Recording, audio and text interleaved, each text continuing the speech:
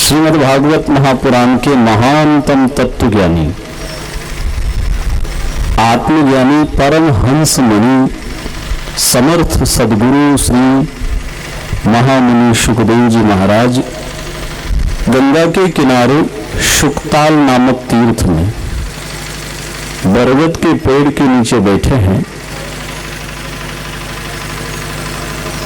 और अभिमन्यु नंदन सम्राट परीक्षित जी महाराज को परमपिता परमेश्वर की पतित पावनी कथा सुनाते हुए समझाते हैं। राजन, ईश्वर की बनाई संपूर्ण दुनिया में प्रत्येक मनुष्य को ईश्वर पर पूर्ण विश्वास रखते हुए सत्कर्म सदैव करते रहना चाहिए।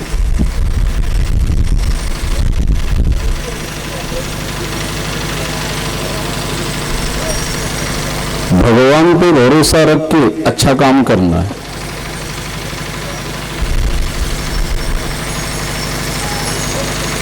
लोगों पे भरोसा रख के नहीं करना कि मैं अच्छा काम करूंगा तो लोग मुझे थैंक यू धन्यवाद बोलेंगे, मेरा सम्मान करेंगे ना। भगवान के भरोसे रह के करना है अच्छा काम, चाहे मेरा अपमान हो, चाहे मेरी बुराई हो, चाहे मुझे हानि भी उठाना पड़े, नुकसान उठाना पड़े, पर काम तो अच्छा ही करूंगा। क्यों? हमारे पहले पूर्वजों ने अच्छे अच्छे काम किए, उनके नाम शास्त्र में आए, उनका नाम हम आदर से, इज्जत से, सम्मान से उनका नाम आज भी लेते हैं। चाहे वो हमारे सामने नहीं है, लेकिन उनका नाम इज्जत से लेते हैं सर। काम अच्छा था उनका। संत तुकाराम जी महाराज, संत श्री ज्ञानेश्वर जी, मुक्ताबाई, जनाबाई, सोपान जी, नामदेव जी, गोरा कुमार जी, चोखोबा महाराज, मीराबाई, कबीरदास, तुलसीदास। महाराष्ट्र तो संतों की भूमि है सर, और सारी दुनिया में राष्ट्र नाम से जाना जाता है, लेकिन ये धरती ऐसी महाराष्ट्र, क्योंकि महान आत्माएं यहां पे हुई है, बहुत पावन भूमि है।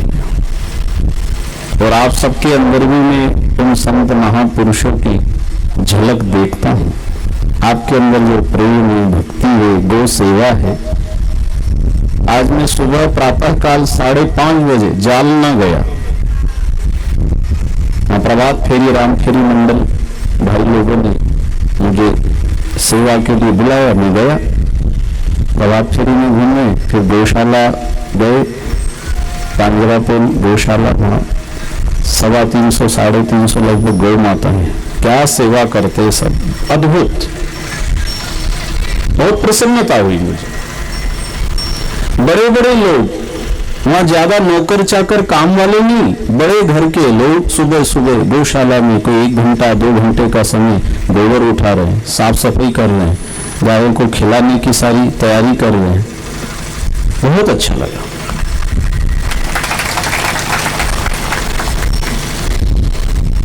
तो सुरही गौ संवर्धन गौशाला, वहां भी गया। फिर और 2-4 प्रेमी भक्तों के यहाँ भी मुझे जाने का अवसर मिला।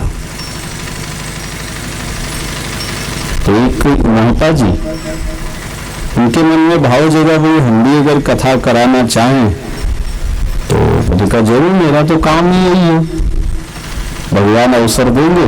क्योंकि मध्य प्रदेश में भी लगातार कथाएं होती है।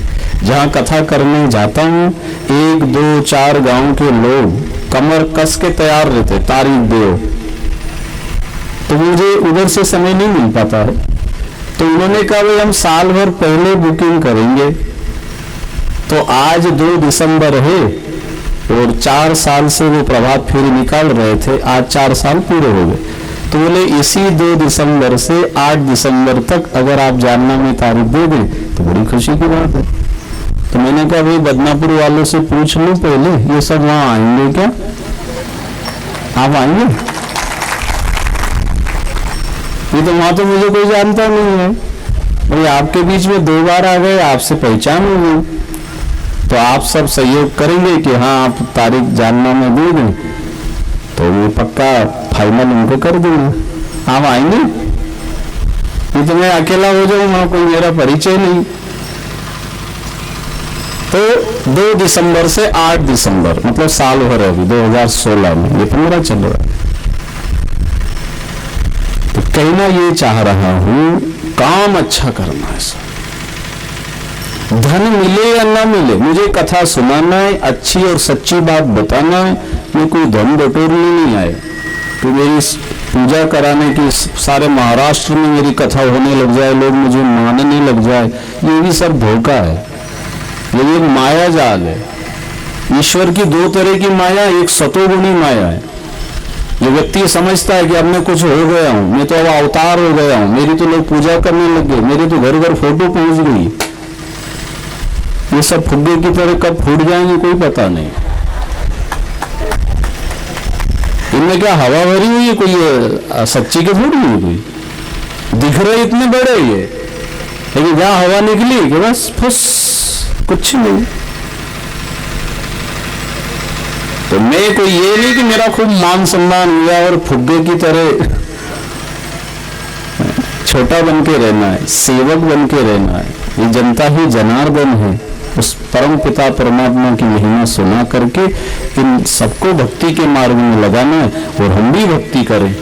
धन का लक्ष्य नहीं, मान सम्मान की इच्छा नहीं, किसी तरह से आपके बीच में हम आए हैं तो आपको कोई धोखा देना, आपको कोई लूटना, आपको कोई किसी तरह से हम ठगने के लिए आए, ये भाव नहीं।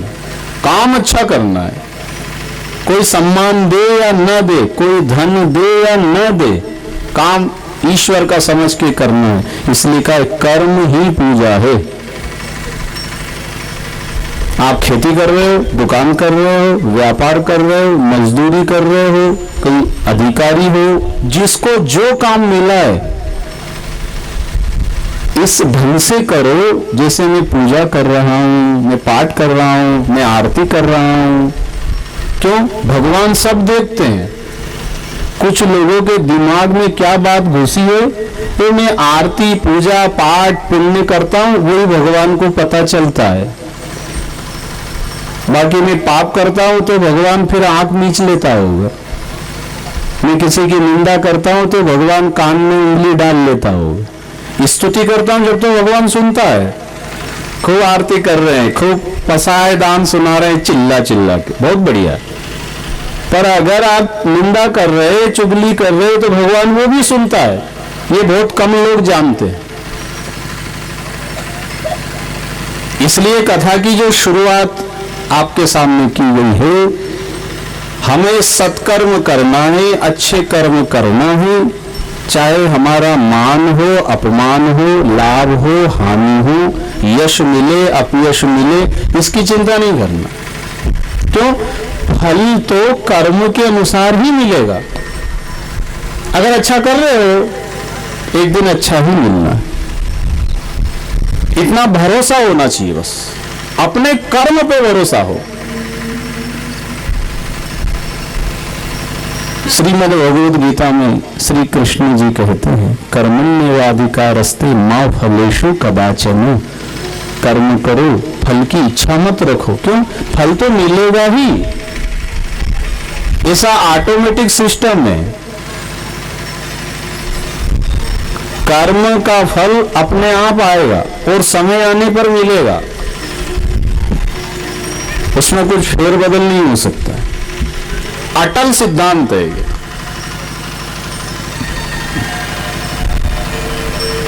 इसलिए अच्छे काम करना, ईश्वर पे भरोसा रखकर। कभी कभी क्या होता है, हम घर परिवार के लिए भी बहुत मेहनत करते हैं, इसके बाद भी यश नहीं मिलता है, इसके बाद भी हमारे साथ विरोध हो जाता है। हम कर रहे हैं परिवार के लिए, हम सबका ध्यान रख रहे हैं, इसके बाद भी किसी की खोपड़ी ऐसी चलती है जो हमारा बुरा करना चाहता है। हमको धोखा देना चाहता है, करने दो उसको।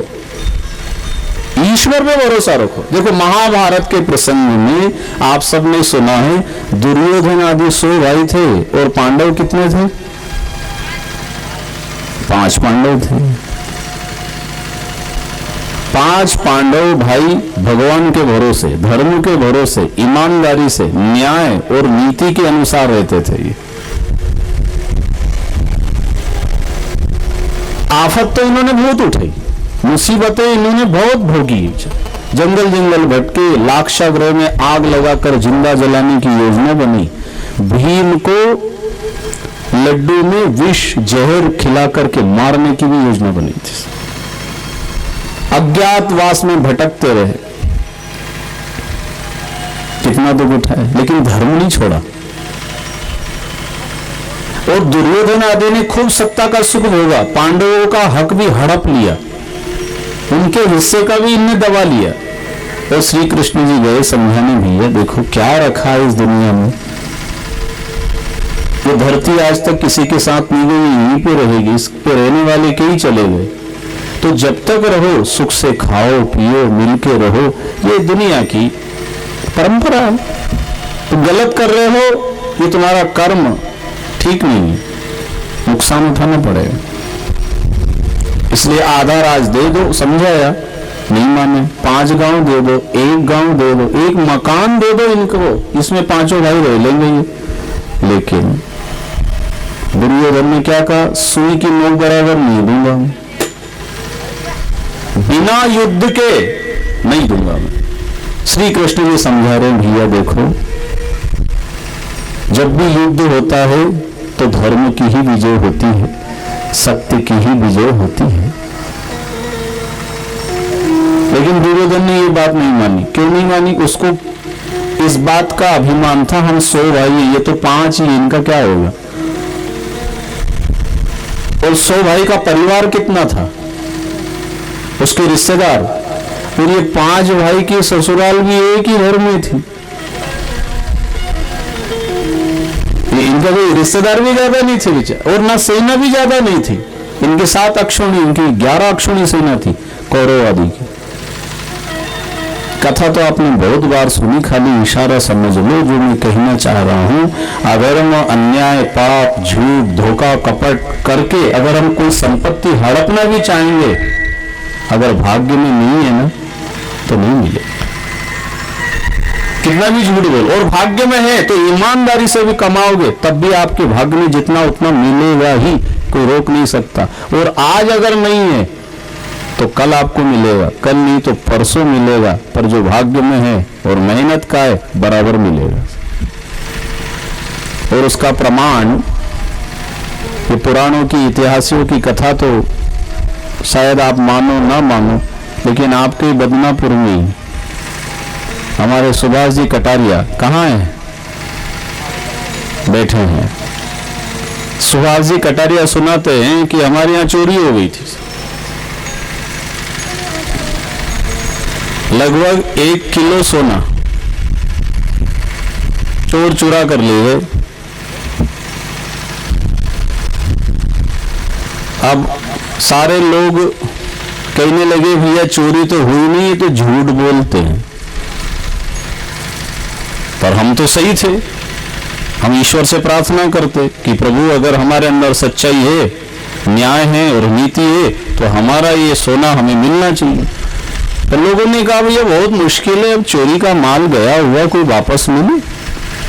लेकिन कहते हैं भागवत सत्संग का आयोजन हुआ और सुबह सुबह जब हमें खबर मिली कि भाई आपका सोना मिल गया है, फोन आया, आप आ जावे और लेकर के जावे।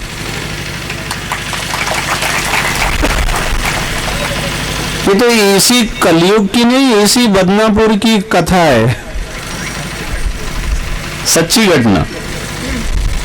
अगर भाग्य में है, ध्यान से सुनो, अपने बच्चों को, बेटी को, बहुओं को, भाइयों को, सबको समझाओ, मेहनत करो, पुरुषार्थ करो, हक हलाल की कमाई करो, भाग्य में है वो बराबर मिलेगा। ऐसा भी नहीं कि भाग्य में है तो हाथ पे हाथ धर के बैठ जाए, कुछ काम न करें, भाग्य में है तो मिल जाएगा, ये ऐसे निकम्मे निठल्ले बन के भी नहीं रहना है। मेहनत करना है और जो मिले उसको स्वीकार करना है।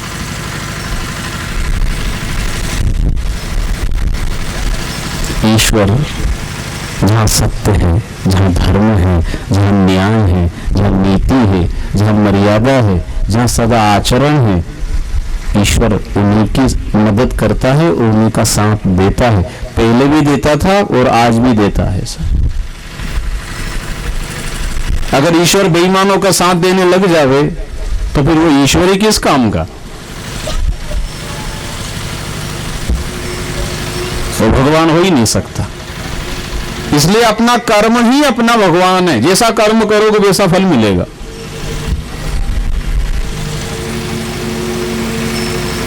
इसलिए पूरी निष्ठा के साथ हमारे द्वारा कहीं धोखा अगर हो गया है मान लो तो स्वीकार कर लो, कबूल कर लो और ईश्वर से प्रार्थना करो। क्या प्रार्थना करेंगे? भगवान दया करना, मैं तेरे भरोसे हूँ। भगवान दया करना, मैं तेरे भरोसे हूँ। भगवान दया करना, मैं तेरे भरोसे हूँ। भगवान दया करना, मैं तेरे भरोसे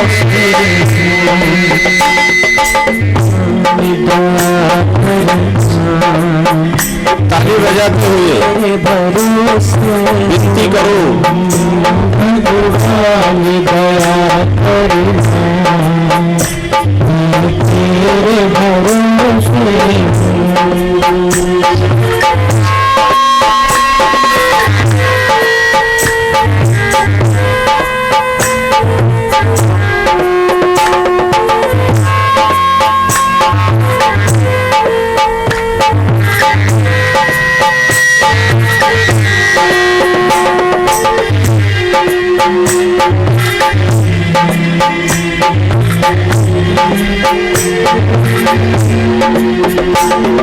भगवान दया करना, मैं तेरे भरोसे हूँ।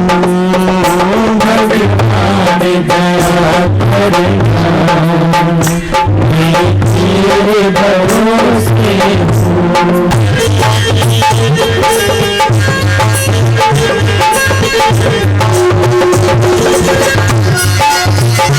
हरि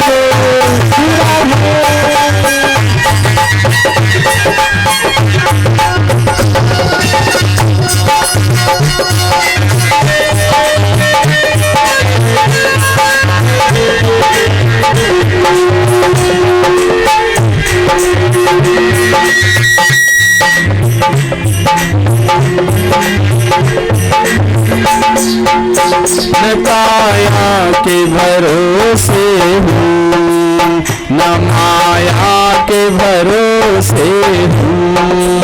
न काया के भरोसे हूँ, न माया के भरोसे हूँ।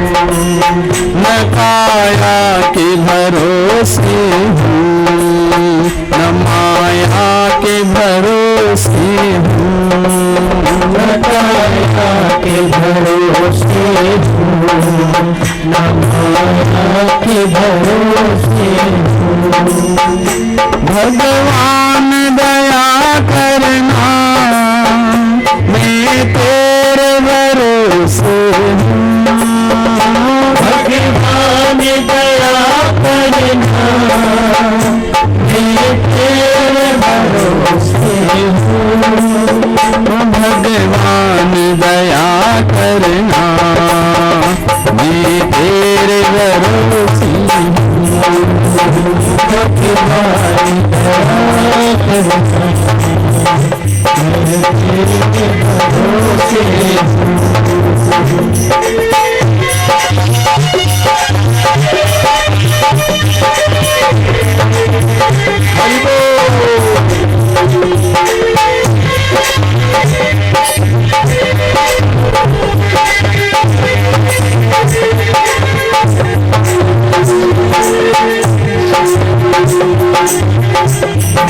बोलो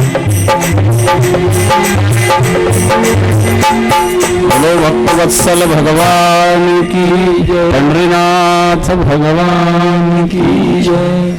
रोज प्रार्थना करो, प्रभु मैं आपके भरोसे ईमानदारी से जीवन जी रहा हूँ, मैं सत्य बोल रहा हूँ, मेहनत की कमाई कर रहा हूँ, इसके बाद भी अगर आफत आए, परेशानी आए, दुख संकट आए तो आप जानो मैं आपके भरोसे ये सब ईमानदारी से जी रहा हूं।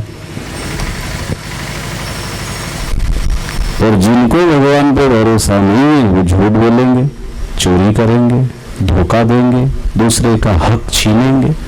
पता है मेरा नहीं, फिर भी दबा रहा है, क्यों? भरोसा नहीं भगवान। जिनको ईश्वर पे, परम पिता परमेश्वर पे, उस पूर्ण ब्रह्म पे भरोसा होता है, वो क्यों झूठ बोलेगा? उसे पता है मेरे भाग्य में उतना नहीं है। झूठ धोखे से आपने इकट्ठा कर भी लिया, कब तक टिकेगा वो? तो भाग्य में तो है नहीं, आपने जबरदस्ती दूसरे का भाग का हेच लाए हो तो कब तक रहेगा वो? इसलिए भाग्य में था नहीं, और चोरी करके झूठ बोल के पाप और फोकट में कमा लिया, लेकिन भाग्य में तो था नहीं। पाप अलग कमा लिए, वो अलग भोगना पड़ेगा, और जो कमाया था वो चला ही जाएगा, तो भाग्य में तो है नहीं, और ये करने का फल भोगना पड़ेगा। ज्यादा उलझन है ही नहीं साहब, कितनी सीधी सच्ची सोपी बात है सब। काम अच्छा करो, जिसको जो दिया है, छोटी सी दुकान है, बड़ी दुकान है, धंधा है, व्यापार है, खेती, जो काम कर रहे हो पूजा समझ के करो बस।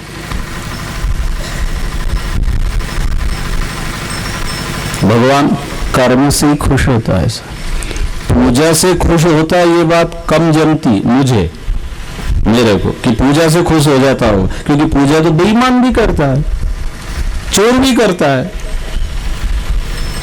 पूजा करने में कौन पीछे है? कर्म ही सच्ची पूजा है बस। ये अगर कर्म का खेल अगर समझ में आ जाए ऐसा, तो दुनिया में कोई आदमी पाप अन्याय झूठ धोखा कर नहीं सकता।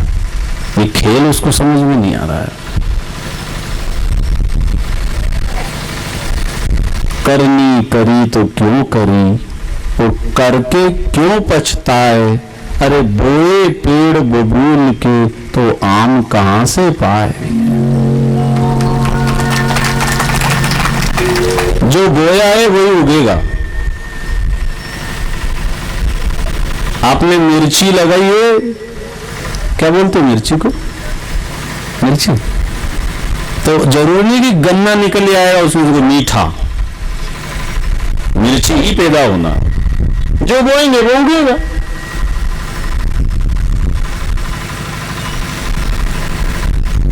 कर्मों के बीज जो बो रहे हैं ये उगेगा जरूर, एक दिन सामने आएगा, या तो इसी जन्म में आ जाएगा या फिर दूसरा जन्म लेना पड़ेगा। मान लो आयु खत्म हो गई, गलत कर्म किया, उसको दंड मिला ही नहीं, तो देखने वाला तो यही कहेगा देखो इसने इतना उल्टा चला, इतना पाप किया, पुलिस की पकड़ में भी नहीं आया, ना समाज की पकड़ में आया, और ये तो मर ही गया। तो ईश्वर का कानून है सर, ये शास्त्र, ये संत, ये ग्रंथ हमें यही बात बताते हैं, ईश्वर से डरो, वो है, सब जगह है, यही उसकी खासियत है, सब जगह रहता है वो। ऐसा भी नहीं कि महाराष्ट्र में अलग होगा और उधर मध्य प्रदेश में दूसरा एरिया लग जाता है। सारी धरती के ऊपर जितने भी जीव प्राणी हैं सबको अपने कर्म के हिसाब से विधिवत फल देता है। जिसने जितना किया उतने, कम ज्यादा भी नहीं। ऐसा भी नहीं कि इन्होंने कम पाप किया और ज्यादा इनको दंड मिला है। हाँ, हमें ऐसा लग रहा होगा कि इन्होंने इतना अपराध नहीं किया, लेकिन उसके गणित में जो आता है, ईश्वर को जो समझ में आता है, वो तो न्याय करता है ऐसा। इसलिए ईश्वर के बारे में ठीक ठीक समझो, भगवान जी का स्वभाव कैसा है, उनके गुण क्या हैं, भगवान जी के, भगवान के कर्म क्या हैं, भगवान क्या करता है, बस इतना समझ लो।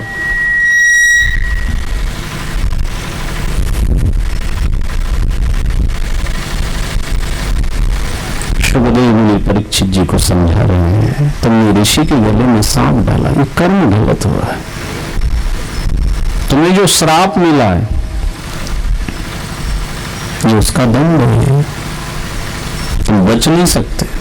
अब तुम कथा सुन रहे हो तो इसका अर्थ ये नहीं कि तक्षक नाग नहीं आएगा, आएगा। वो तो कर्म का फल तो मिलेगा, चाहे आप कितने बड़े महात्मा बन जाओ, तपस्वी बन जाओ, साक्षात्कार कर लो, चाहे भगवान से सीधी बात हो आपकी, फिर भी कर्म का फल भोगना पड़ेगा।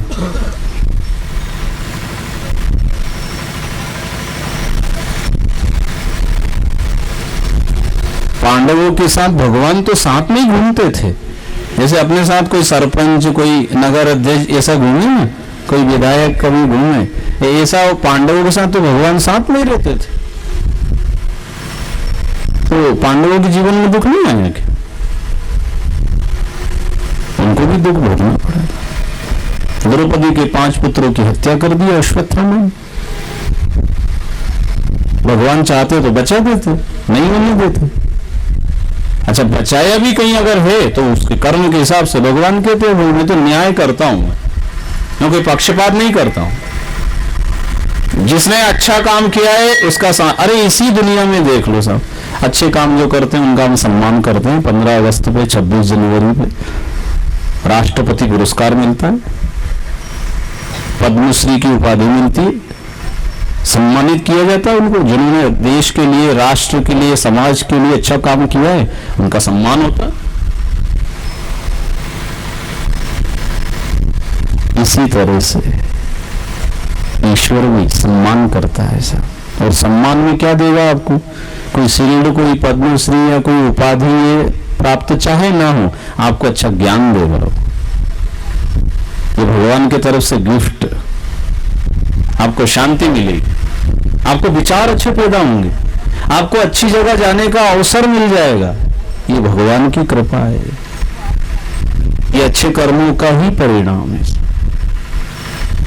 आपको कोई रोग पैदा नहीं हो, आपके घर में विवाद ना हो, घर में शांति हो, आपके हाथों से अच्छे काम होने लग जावे, अच्छे लोगों से आप जुड़ जाओ, ये सब ईश्वर की कृपा का प्रमाण है। ये कृपा कब करते हैं भगवान? जब हम अच्छा काम करते हैं। मांगने से कोई कृपा नहीं मिलती। भगवान मेरे ऊपर कृपा कर दो, कृपा शब्द का अर्थ ही कर और पा, कर पा,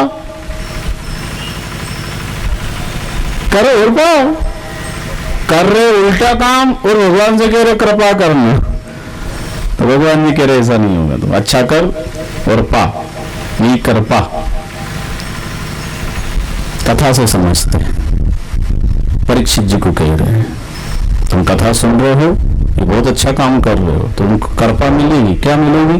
तुम अधोगति में नहीं जाओगे, तुम्हारी सदगति हो जाएगी, तुम्हारी आत्मा परमात्मा को प्राप्त कर लेगी। तुमने बुरा कर्म किया उसका फल भी मिलेगा, तक्षक नाग आएगा। और अच्छा कर्म कर रहे हो, भागवत कथा सुन रहे हो, एक आसन से सुन रहे हो, भूखे रह करके सुन रहे हो, पूरे भरोसे के साथ सुन रहे हो, फल मिलेगा। हम पूजा भी करते हैं, पाठ भी करते हैं, कथा भी सुनते हैं, पर पूरा भरोसा नहीं रहता कि हाँ इससे फायदा होगा ही, इसलिए फल नहीं मिल रहा। नहीं तो कथा तो वही है, भगवान जी भी वही है, खाली सुनने और सुनाने वाले ही बदल रहे हैं। कि भगवान जी बदलते हैं हर साल, भगवान तो वही, हमारी भावना बदल जाती है, हमारी श्रद्धा में कमी आ जाती है, इसलिए फल में कमी आ जाती है।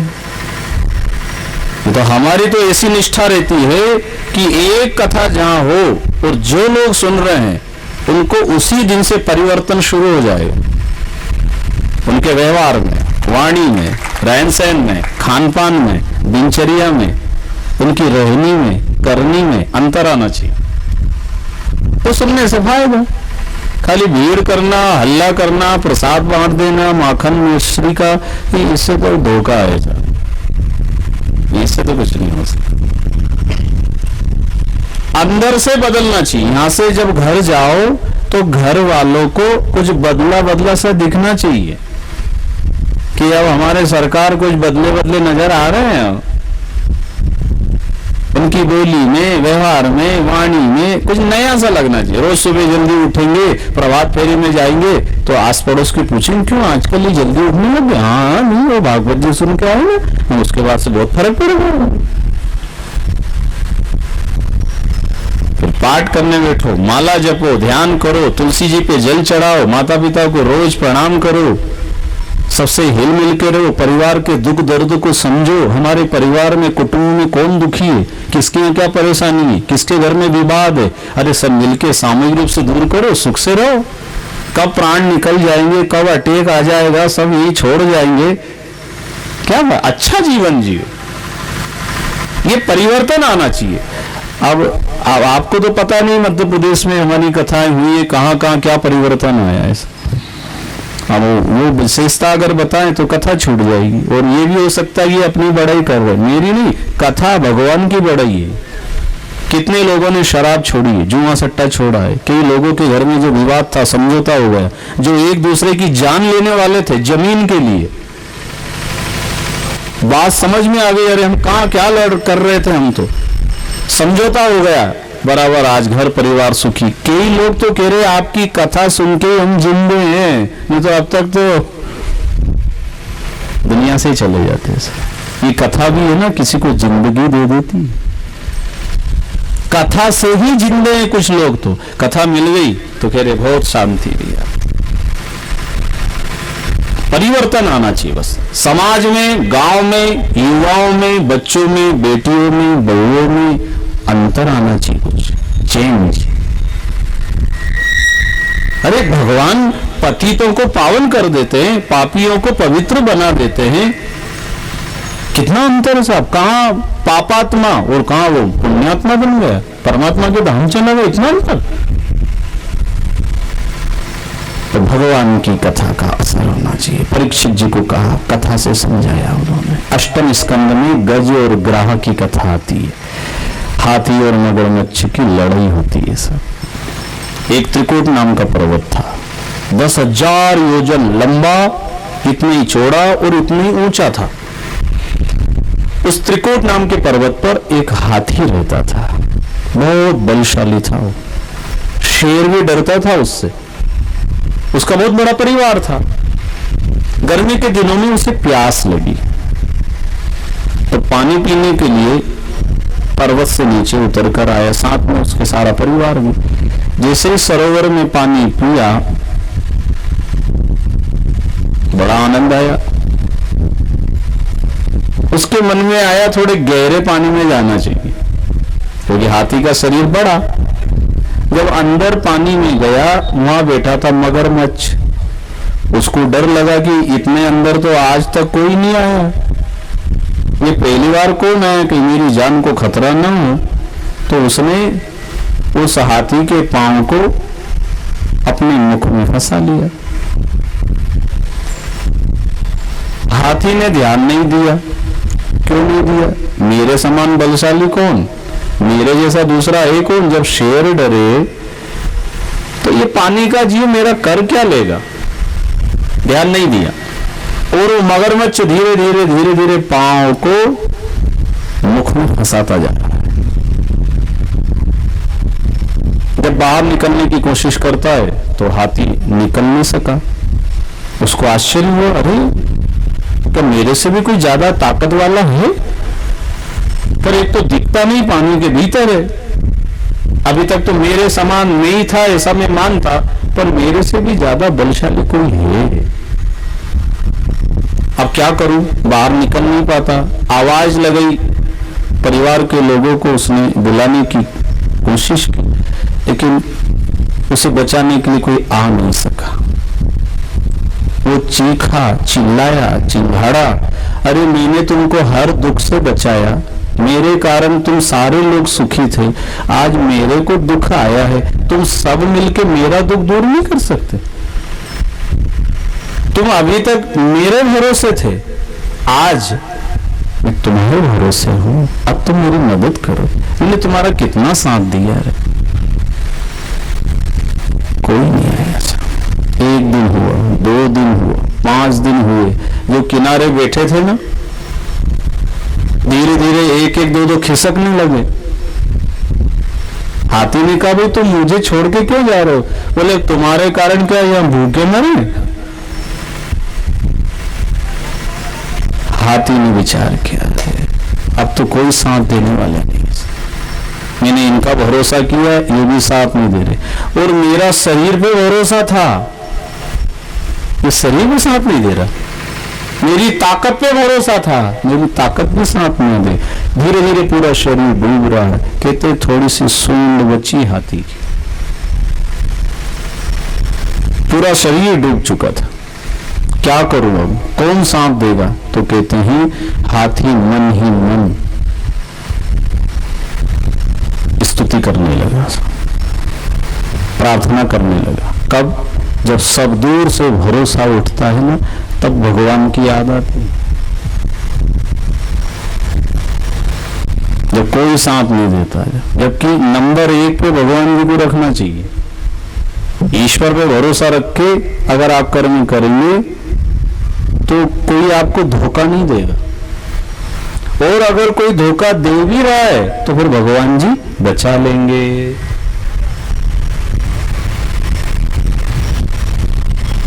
इसलिए हाथी ने अपने मन को इन सब परिवार से हटाया, इनका भरोसा छोड़ दिया कि अब तो भगवान का भरोसा है बस।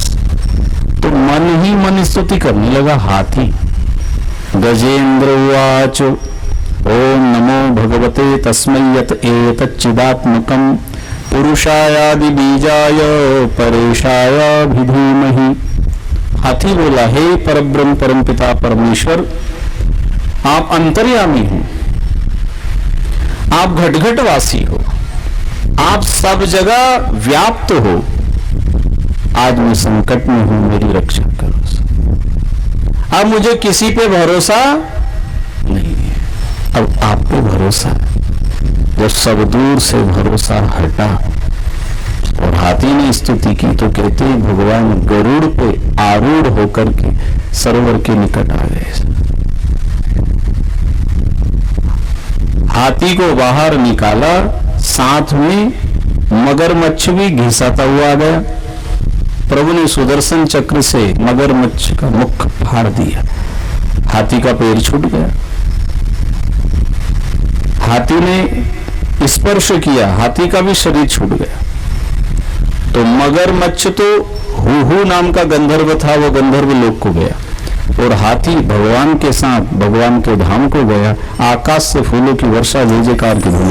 बोलो भक्तवत्सल भगवान की जय, बद्रीनाथ भगवान की जय।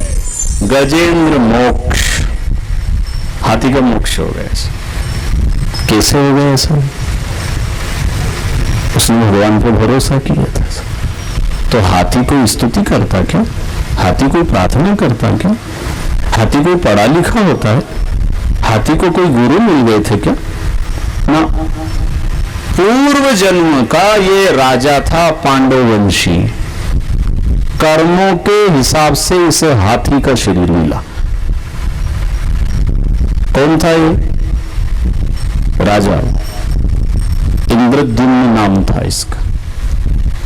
क्या भूल हो गई थी इससे? ऐसा कौन सा कर्म हो गया था?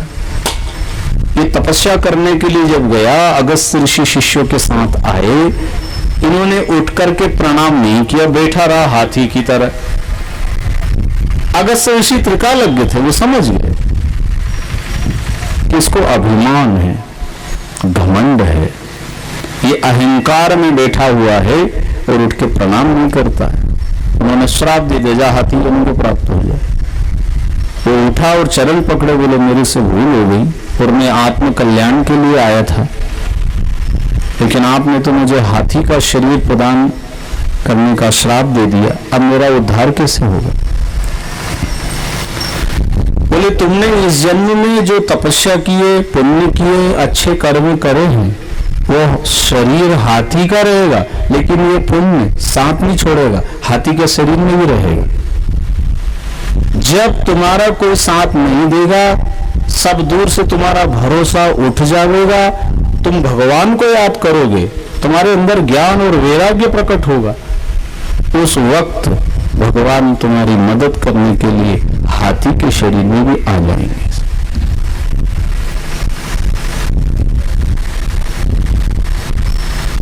हाथी के शरीर में भी वो पुण्य कायम रहा और उसका मोक्ष हो गया। तो आप हम सब विचार करें, हमने कितनी बार कथा सुनी होगी, सबको याद भी है कि कर्मों का फल अगर इस जन्म में नहीं भी मिला तो अगला जन्म कर्मों के हिसाब से मिलेगा। इस जन्म में जितना हो सके अच्छा करो, अच्छे का फल इसी जन्म में मिल जाए, और नहीं भी मिला मान लो तो दूसरे जन्म में मिलेगा।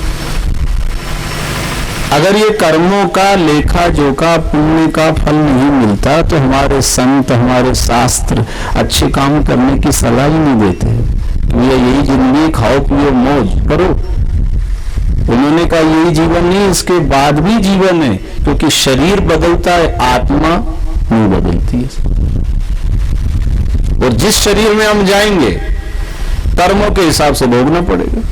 आपने वो हरिण की कथा सुनी होगी, राजा भरत हरिण शरीर को प्राप्त हो गए थे, फिर बाद में वो जड़ भरत बन के उन्होंने तपस्या साधना करके मोक्ष आत्मज्ञान को पाया। इधर ये हाथी की कथा आप सुन रहे हो, ये मगरमच्छ की कथा सुन रहे हो, ये सब क्या भोग योनि है दुनिया में जो आप सब देख रहे हो। और मनुष्य शरीर में आकर के हमें जितना हो सके पुण्य के काम करना है। माना कि संसार में ऐसा कोई प्राणी है ही नहीं जिससे कभी कोई पाप ना हुआ हो। हाँ, कम ज्यादा का फर्क पड़ सकता है, किसी ने ज्यादा झूठ बोला है, किसी ने कम बोला है, पर कम कोई है नहीं, बोला सबने, उसमें मैं भी शामिल हूं। मैं भी कोई सीधा ऊपर से ही नहीं उतरा हूं, मैं भी इसी दुनिया में रहता हूं। तो झूठ बोलना, पाप करना, निंदा करना, बुराई करना, ये तो सभी से होता है, पर कबूल कर लो, बात ये है, स्वीकार कर लो। बस स्वीकार कर लेंगे ना, पश्चाताप अगर हम कर लेते हैं तो पाप की कटौती शुरू हो जाती। पाप तो सबसे होता है, सब पापो हम पाप कर्मा हम पापात्मा पाप संभव त्राई माम पुंडरीकाक्ष क्षमस्व परमेश्वर। क्या करें प्रभु, संसारी जीव परिस्थिति के कारण, सोबत के कारण, या ऐसा वातावरण मिल गया और पाप हो गया, अब करे क्या? तो उससे क्षमा मांग लो। क्या? रोम रोम गुनहगार है, अब बख्शो प्रभु मोरे, तुम दाता करतारो, हम वंदे तेरे। रोम रोम संतों ने जांच करके ये बात कही है। आंखों से अपराध होता है, कानों से होता है, जीवन से होता है, हाथ से पाप होता है, पांव से पाप होता है। आप चल रहे हो कि मुर्गियों को मार दिया सा, जबकि आपका प्लान नहीं था कि मारना, पर अंधेरे में लात धरा गई, पांव धरा गया, मर गए। आप झाड़ू लगा रहे हो, जो हिंसा हो गई। आप भोजन बना रहे हो, मकड़ी बैठी थी और आपने जो गैस जलाया उसका शरीर नष्ट हो गया। पाप तो होता ही है, कोई बच ही नहीं सकता। ना चाहते हुए भी पाप हो रहा है, इसलिए पुण्य चाह करके करो। अपने आप पुण्य नहीं होगा, करने से पुण्य होगा, लेकिन पाप तो अपने आप हो रहा है। इसलिए अच्छे काम करना, सत्कर्मों को करना, क्योंकि कर्मों का फल आत्मा को भोगना पड़ता है। शरीर तो जल के राख हो जाएगा, शरीर तो यहाँ छूट जाएगा। सजा दंड किसको? आत्मा को मिलता है। और अनेक योनियों में जन्म लेकर जब भटकती रहती है। आपने शुरुदिन कथा में सुना, गोकर्ण जी ने बचपन में कथा सुनी, आत्मदेव ब्राह्मण ने बुढ़ापे में भागवत कथा, और धुंधुकारी ने कब सुनी? बांस में बैठ के प्रेत बन के सुन के और मोक्ष पाए। तो हमारे संत महापुरुष ये बता रहे हैं कि मैं अपराधी जन्म का, ये नख सिख भरा विकार, तुम दाता दुख भंजना, अब मेरी करो संहार। अब कहाँ जाऊं प्रभु मैं जैसा भी हूं आपकी शरण में हूं, तो मेरी आत्मा की सदगति प्राप्त हो जावे। ये विनम्र भाव से जब प्रार्थना करते हैं, बड़ी दीन दुखी हूं अनाथ महा, ये दासी पड़ी शरणे तेरे, बड़ी दीन दुखी हूँ अनाथ महा, ये दासी पड़ी शरणे तेरे, बड़ी दीन दुखी हूँ अनाथ महा, ये दासी पड़ी शरणे तेरे, बड़ी दीन दुखी हूँ अनाथ महा, ये दासी पड़ी शरणे तेरे।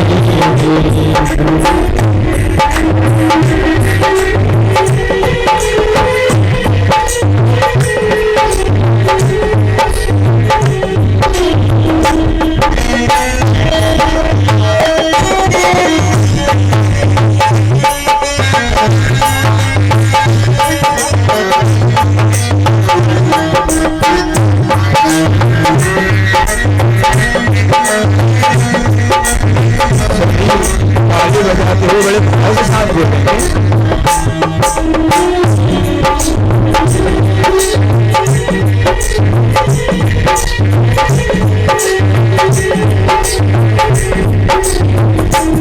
यह स्वार्थ विश्व से मीत भरा, यह स्वार्थ विश्व से मीत भरा, यह स्वार्थ मित्र से विश्व भरा, यह स्वार्थ मित्र से विश्व भरा, प्रभु तेरे सिवा ना कोई मेरा, प्रभु तेरे सिवा ना कोई मेरा, प्रभु तेरे सिवा ना कोई मेरा, प्रभु तेरे सिवा ना कोई मेरा, ये दासी पड़ी शरणे तेरे, ये दासी पड़ी शरणे तेरे, बड़ी दीन दुखी हूँ अनाथ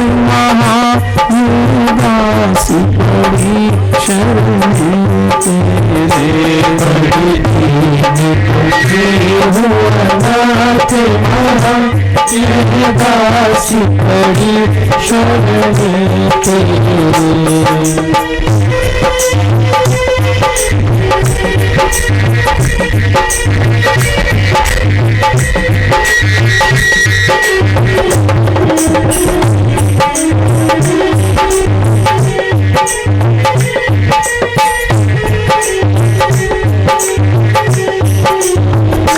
किए पाप अनेक अजान बने, किए पाप अनेक, बोलो कबूल करो, किए पाप अनेक अजान बने, किए पाप अनेक अजान बने, अब राखो दयालु शरणे तेरे, अब राखो दयालु शरणे तेरे, अब राखो दयालु शरणे तेरे, अब राखो दयालु शरणे तेरे, ये दासी पड़ी शरण तुम्हें, ये दासी पड़ी शरण तेरे, बड़ी दीन दुखी हूँ अनाथ माँ, ये दासी पड़ी शरण तेरे, बड़ी दीन दुखी हूँ अनाथ माँ, ये दासी पड़ी शरण तेरे।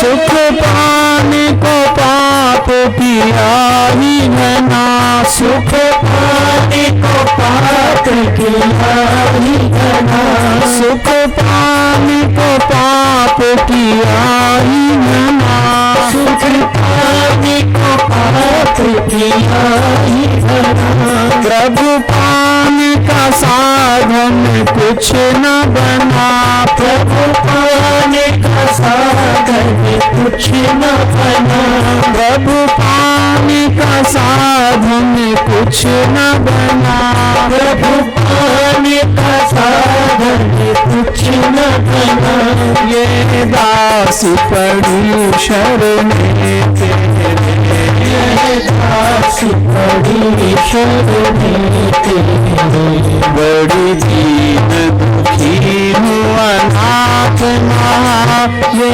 दासी पड़ी शरण तेरे, बड़ी दीन दुखी हूँ अनाथ माँ, ये दासी पड़ी शरण तेरे।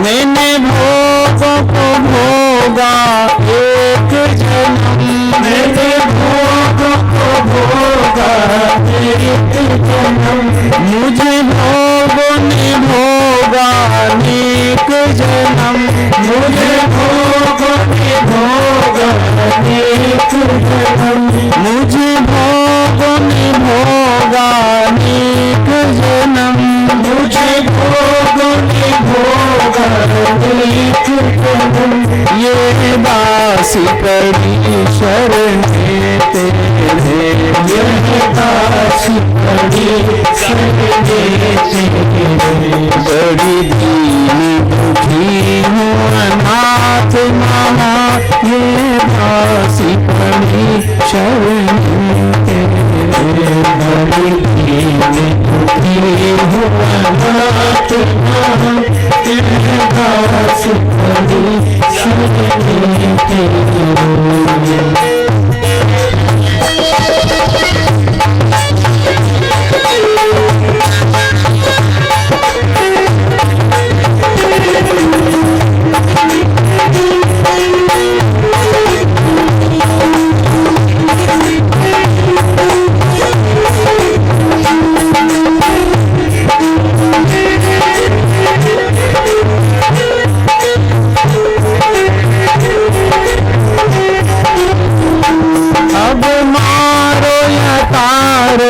कुछ भी करो, अब मारो या तारो, कुछ भी करो, अब मारो या तारो कुछ भी करो, अब मारो या तारो कुछ भी करो, हरी रजा करो या सजा करो, हरी रजा करो या सजा करो, हरी रजा करो या सजा करो, हरी रजा करो या सजा करो, ये दासी पड़ी शरण तेरे, ये दासी पड़ी शरण तेरे, बड़ी दीन दुखी हूँ अनाथ महा, ये दासी पड़ी शरण तेरे, बड़ी दीन दुखी हूँ अनाथ महा, ये दासी पड़ी शरण तेरे, बड़ी दीन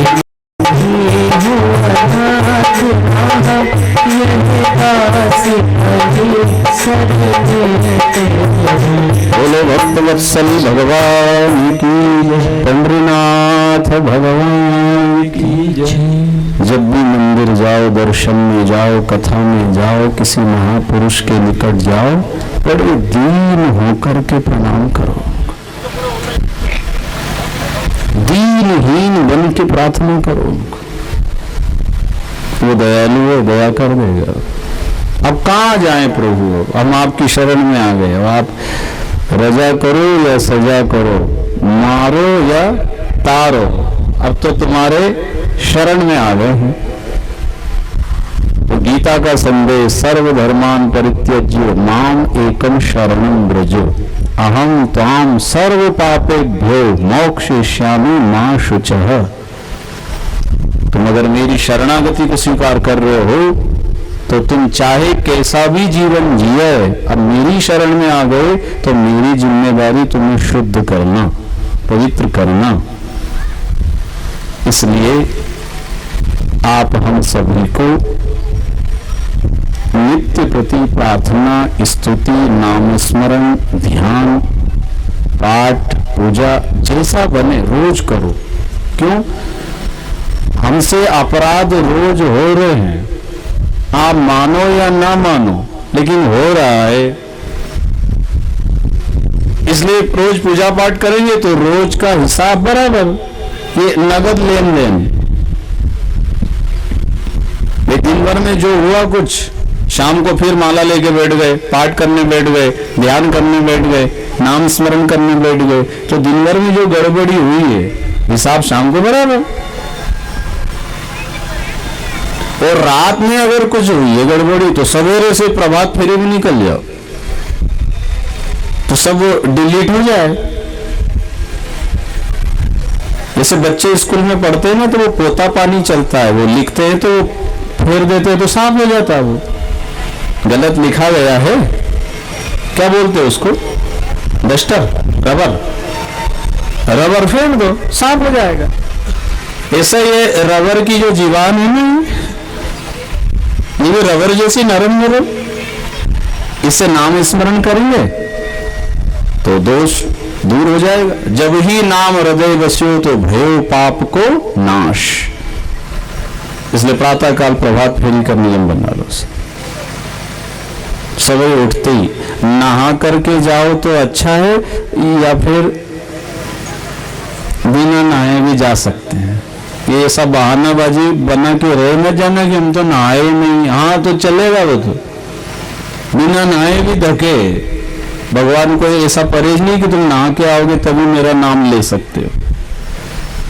बिना नहाए, बिना मंजन के, बिना मुंह धोए भी सब छूट है। तो उसे भगवान को कुछ बिगड़ना नहीं है। अब अभी तो ठंड कम है, मान लो ठंड ज्यादा हो जाएगी तो नहाने का अगर नियम बनाया तो सब थोड़ी नहा सकते। और देखा दे कि कोई नहा लिया और बुखार आ गई, बीमार हो गया, तो घर के भी कहेंगे और जाओ। इसलिए जैसा अपना शरीर से सदे, जैसी सदे वैसी साधो, फोकट का मत ला दो कि वो 4 बजे नहाने दो उनको। जो नहा के जा रहे हैं वो नहा के जाओ, पर देखा देखी करे लोग, घटे काया बड़े रोग। इसलिए अपने शरीर के तासीर देख लो, जैसा बने वैसे नियम बनाओ, वैसे व्रत करो, वैसे पाठ पूजा करो। सब लोग पैदल नहीं जा सकते, जो जा रहे हैं उनको जाने दो, ना बने तो कोई बात नहीं। जिनसे नीचे बैठने की बने वो नीचे बैठो, और ना बने तो कुर्सी पे बैठो। इसमें कोई ऐसा नहीं भगवान नाराज हो जाएंगे इन्हें कुर्सी पे बैठ के कथा सुनी। चाहे नीचे बैठ के सुनो, ऊपर बैठ के सुनो, या और ऊपर बैठ के सुनो, इससे कोई फर्क नहीं। सुनने वाले का मन भगवान जी में होना चाहिए। तन कहीं भी हो, तन से क्या लेना है? आपका मन कहाँ है, आपकी बुद्धि कहाँ है, आपकी श्रद्धा कितनी है, भगवान वो देखता है। तो प्रातः काल नियम बनाए, जल्दी उठे, अपने अपने गांव। कितने गांव में प्रभात फेरी निकलती, हाथ उठा के बताना। अब ऐसे तो समझ में आएगा नहीं कौन कौन। अच्छा, किनके गांव में नहीं निकलती है वे हाथ उठाना मेरे। किन किन के गांव में? कौन गांव है, कौन सा गांव? बदनापुर में तो निकलती है।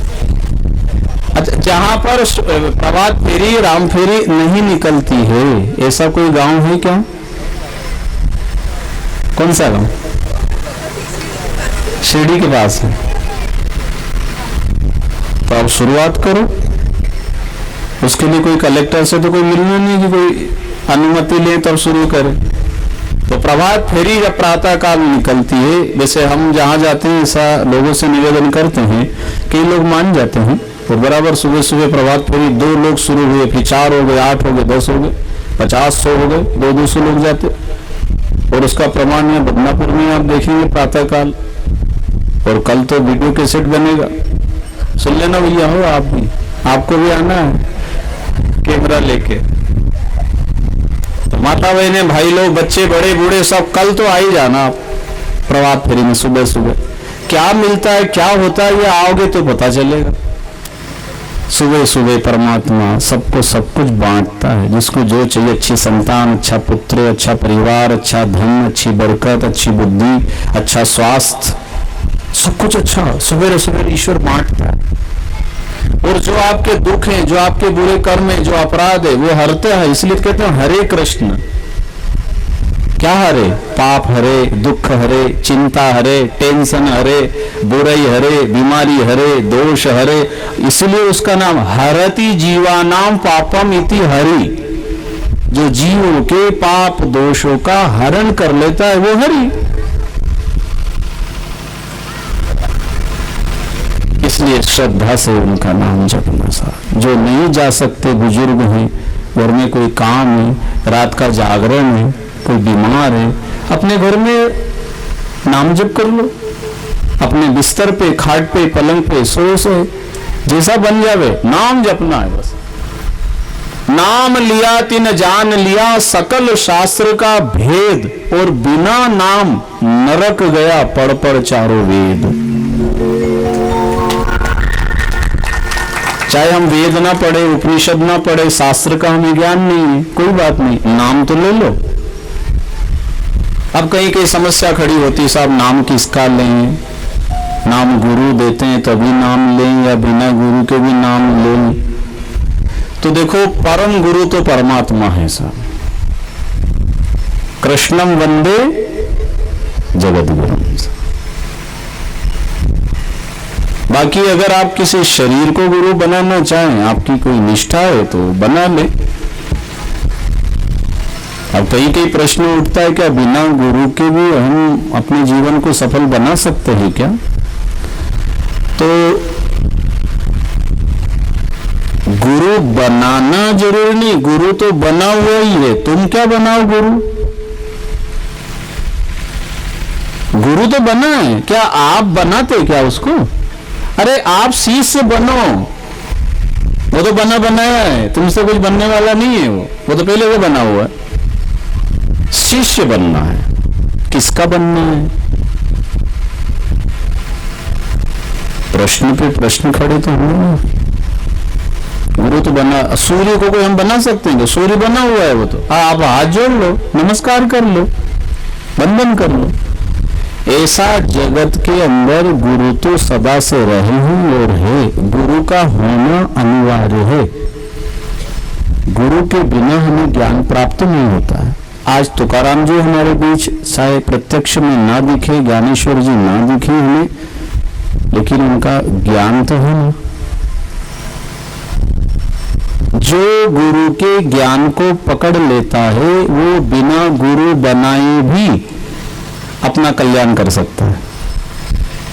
महाभारत में प्रसंग है एकलव्य का। द्रोणाचार्य गुरु ने उनको दीक्षा शिक्षा नहीं दी, लेकिन उन गुरु का जो ज्ञान था, एकलव्य ने श्रद्धा से, निष्ठा से गुरु की मूर्ति बना करके उनकी आज्ञा पालन करते हुए जब धनुष बाण चलाना सीखा तो कहते हैं अर्जुन जी से भी एकलव्य आगे निकल गया था। गुरु बनाने से ही हमारा कल्याण होगा, मुक्ति मिलेगी, ऐसा जरूरी नहीं है। ध्यान से सुनना कि गड़बड़ न हो जाए, समझने की बात कह रहा हूं। बिना गुरु बनाए भी अगर आप सत्कर्म कर रहे हैं, सत्य बोल रहे हैं, खान पान शुद्ध है, कोई नशा नहीं कर रहे हो, माता पिता की सेवा करते हो, नेक कमाई कर रहे हो, तो बिना गुरु बनाए भी आपका कल्याण भगवान जी कर देंगे। बजाओ ताली। समझ में तो आई नहीं पर फिर भी बजवाई। किसी ने गुरु बना लिया है, झूठ बोल रहा है, चोरी कर रहा है, नशा कर रहा है, तो गुरु बनाने के बाद सीखा क्या फिर?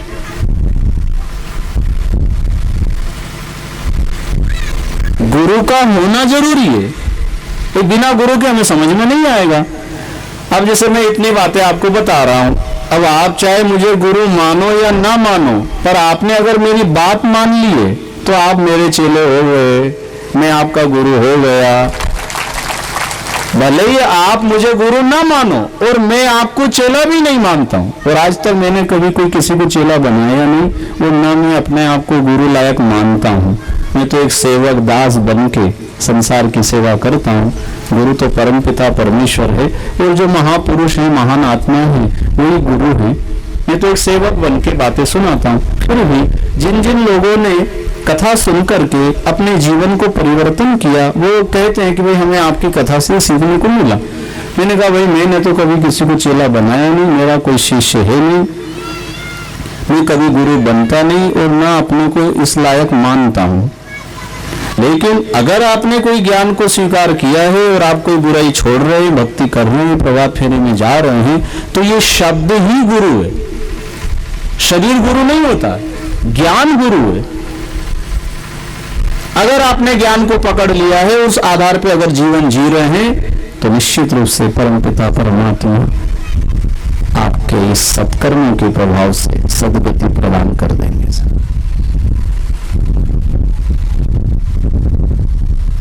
गुरु ज्ञान को कहा है सब, शरीर को गुरु नहीं कहा, क्योंकि जरूरी नहीं कि आपको सब सही गुरु ही मिलेंगे, नकली गुरु भी तो मिल सकते हैं, और कहीं धोखा खाओ। इसलिए क्या करें अब इस घोर कलयुग में, पाखंड के युग में कितना आडंबर है, कितना ढोंग है, कितना दिखावा है, भोली भाली जनता लुटा जाती है। इसलिए शास्त्रों को पढ़ो, सुनो, समझो और नाम स्मरण करो। सारे नाम गुरु के ही तो दिए हुए हैं। अब कोई जैसे अब हम शुरू हो जाए तो मैंने कहां से लाया नाम, ये तो पहले से ही था। हाँ, अगर कोई अपना सील ठप्पा लगा दे तो ये तो बेईमानी होगी, माल दूसरे का है और ये आप अपना लेबल लगा के और दिए जा रहा है, ये तो धोखा हो गया।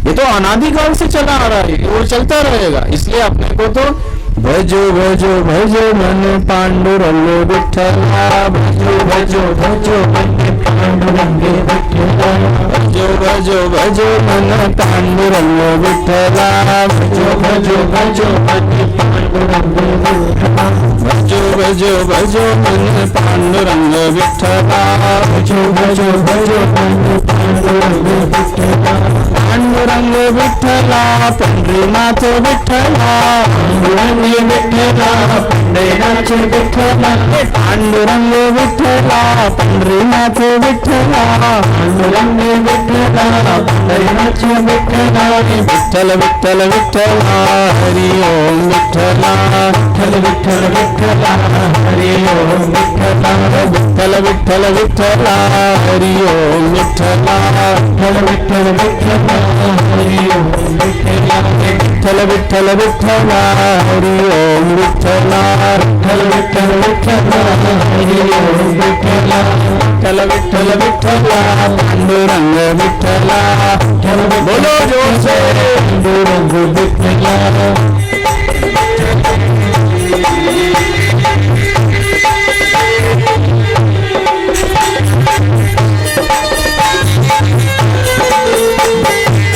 हरि बोल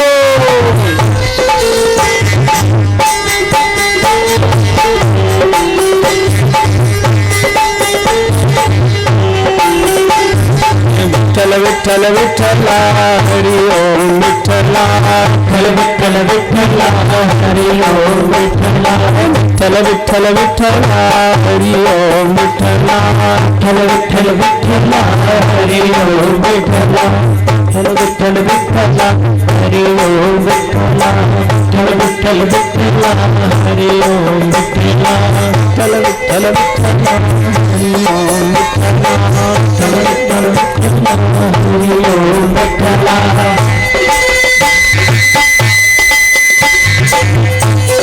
हरि बोल जय हो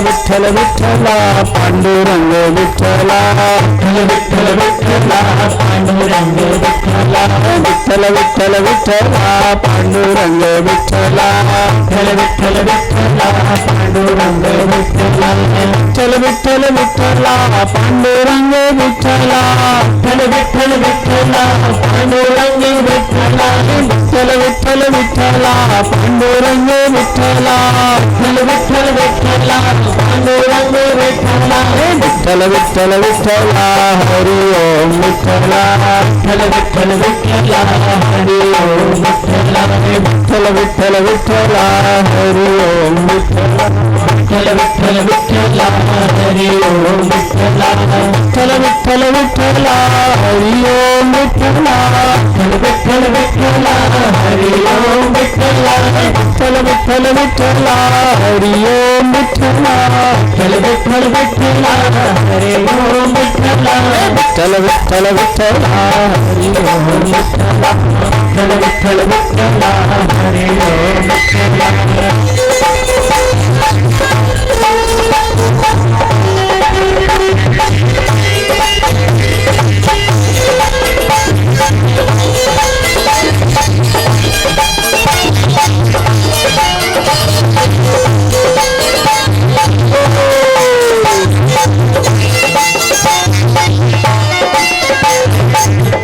सभी ताली बजाते हुए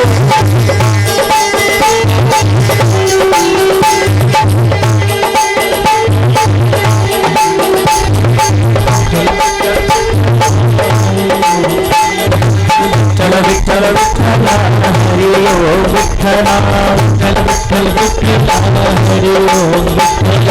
विठ्ठल विठ्ठल विठ्ठला हरि ओम विठ्ठला विठ्ठल विठ्ठला हरि ओम विठ्ठला विठ्ठल विठ्ठल विठ्ठला हरि ओम विठ्ठला विठ्ठल विठ्ठल विठ्ठला हरि ओम विठ्ठला विठ्ठल विठ्ठल विठ्ठला हरि ओम विठ्ठला विठ्ठल विठ्ठल विठ्ठला हरि ओम विठ्ठला विठ्ठल विठ्ठल विठ्ठला हरि ओम विठ्ठला विठ्ठल विठ्ठल विठ्ठला हरि ओम विठ्ठला विठ्ठल विठ्ठल विठ्ठला पांडुरंग विठ्ठला विठ्ठल विठ्ठल विठ्ठला पांडुरंग विठ्ठला विठ्ठल विठ्ठल विठ्ठल विठ्ठल विठ्ठल विठ्ठल विठ्ठला विठ्ठल विठ्ठल विठ्ठल विठ्ठल विठ्ठल विठ्ठल बोलो पंढरीनाथ भगवान की जय।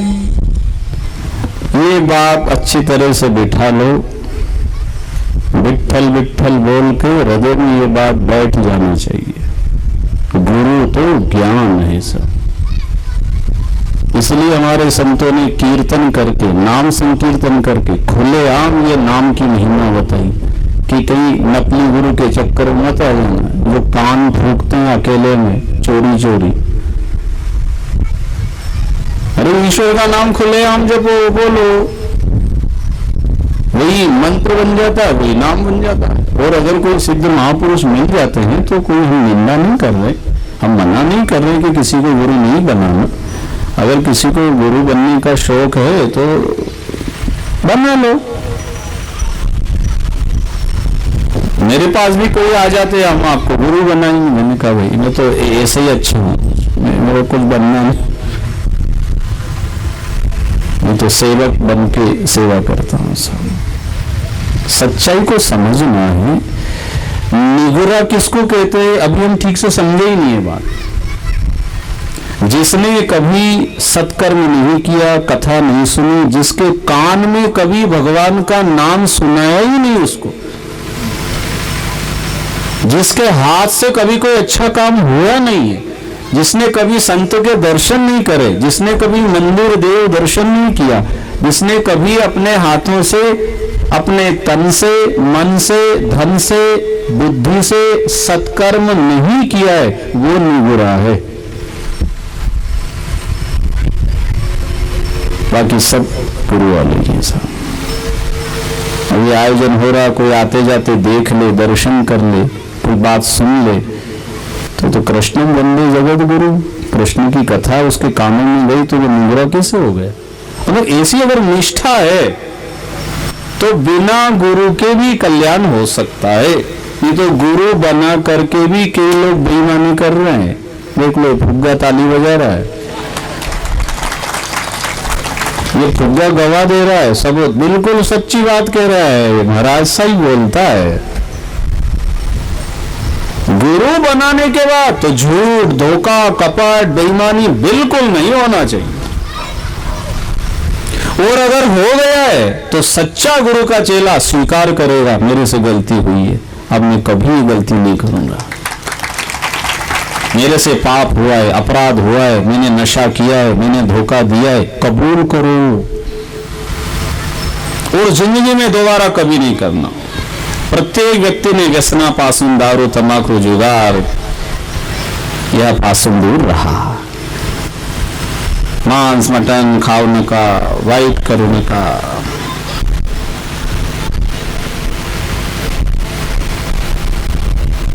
बात जमी।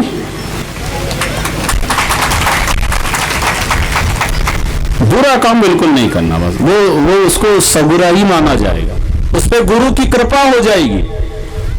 चाहे आज लोकल के गुरु चाहे कृपा ना करे, वो आपके घर ना आए, आपको ना पहचाने, लेकिन ये दिव्यात्माएं, तुकाराम जी महाराज है, ज्ञानेश्वर जी है, मुक्ताबाई, ये सारे संत आज भी है, और वो दिव्यात्माएं आपको आशीर्वाद दे देगी और कृपा कर देगी। ये नेक जीवन जी रहा है।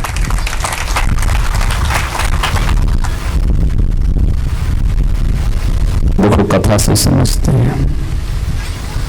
सुखदेव ने राजा परीक्षित को सुना रहे, हाथी का मोक्ष हो जाए, पशु तरे पक्षी तरे कर कर हरि से नेह, तो तू क्यों रह गया मानवा धर मानुष की दे। अरे हाथी का मोक्ष हो गया, पशु ने मोक्ष पा लिया, और मनुष्य अगर मोक्ष नहीं पा सका तो कितनी लाज आने वाली बात है।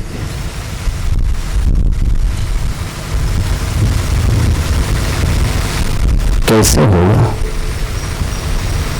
मोक्ष, मुक्ति, कैसे हम दुखों से बच सकें? गुरु की आज्ञा का पालन करो। बस जो आपने अभी तक सुन लिया, जो आपको याद है, क्या अच्छा क्या है, बुरा क्या है, ये तो सबको खबर होगी ना, कि नहीं जानते आजकल। पाप क्या है, पुण्य क्या है, सबको पता है। जो गलत है, जो बुरा है, जो पाप है, उसको ना करो, और जो अच्छा है उसे करो।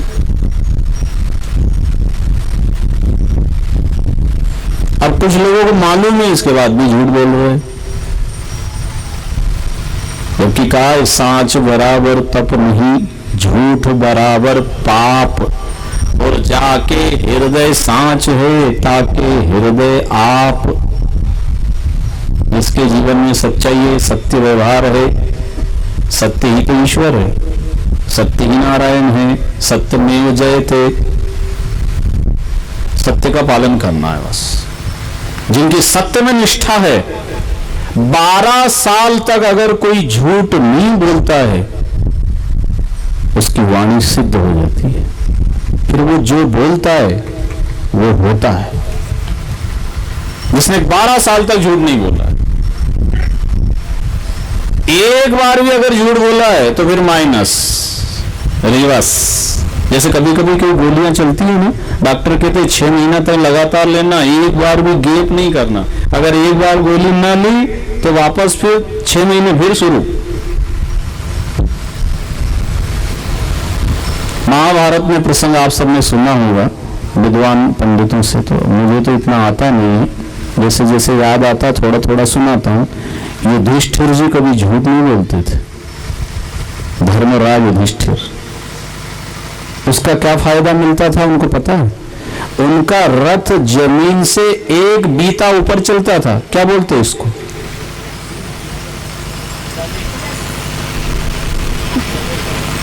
जमीन के ऊपर, ऐसा ऊपर रथ चलता था, जमीन से टच होकर चिपक के नहीं चलता था, ऊपर ऊपर चलता था। क्यों? सत्य की ताकत से, सत्य ऊपर उसको झेल के चलाते थे रथ। सबको आश्चर्य होता था, सत्यवादी है। लेकिन एक बार धर्मराज युधिष्ठिर जी ने झूठ बोला,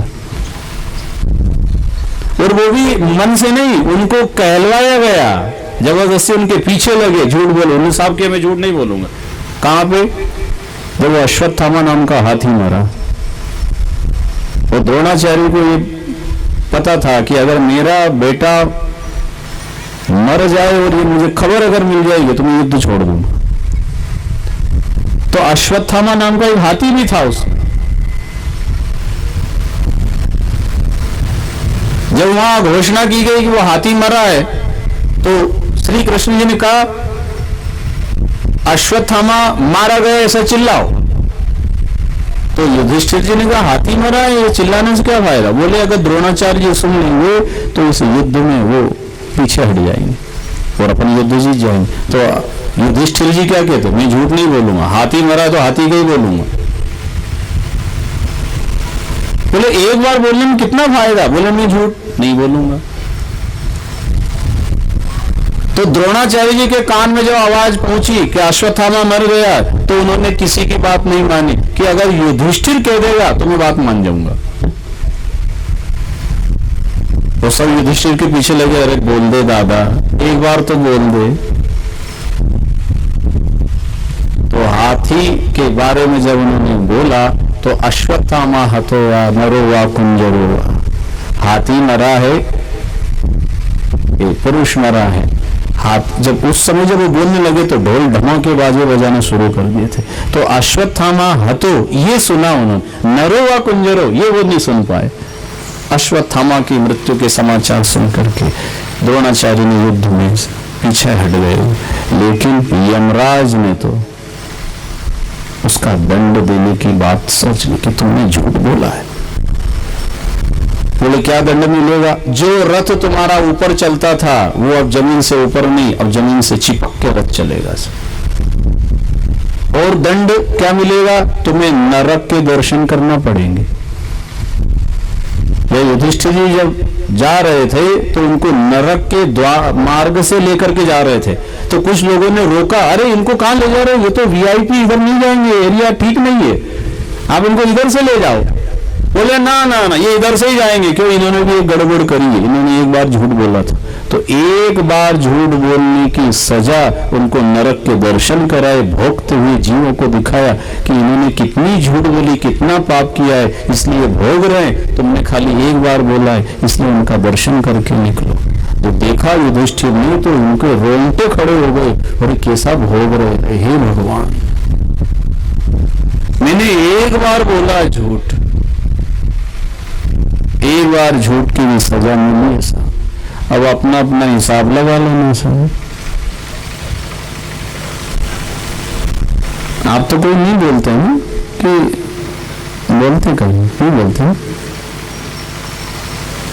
थोड़े से स्वार्थ में आकर हम झूठ बोल देते साहब, और उसका परिणाम कितना खतरनाक। झूठ बोलने से सुख तो थोड़ा मिलता है, कोई कर्म की जो सजा है पता नहीं कितने जन्म तो भोगना पड़े। एक तो सवाल ये है, अब अपने पास कोई लिस्ट तो आई नहीं कि ये कर्म की इतनी सजा या इतना दंड मिलेगा। अब पता नहीं कितनी योनि में जाना पड़ेगा, 84 लाख योनि ही कैसे कटेगी। ये नाम से ही बच सकती है, इसके अलावा कोई उपाय नहीं। इसलिए संतों ने गाया है, मुसाफिर यूं क्यों भटके रे, मुसाफिर यूं क्यों भटके रे, मुसाफिर यूं क्यों भटके रे, मुसाफिर यूं क्यों भटके रे। तो ले हरि को नाम काम तेरे कभी नहीं अटके रे, ले हरि को नाम काम तेरे कभी नहीं अटके रे। तो ले हरि को नाम काम तेरे कभी नहीं अटके रे, ले हरि को नाम काम तेरे कभी नहीं अटके रे। मुसाफिर यूं क्यों भटके रे, मुसाफिर यूं क्यों भटके रे, मुसाफिर यूं क्यों भटके रे, मुसाफिर यूं क्यों भटके रे। बोले हरि को नाम काम तेरे कभी नहीं अटके रे, बोले हरि को नाम काम तेरे कभी नहीं अटके रे।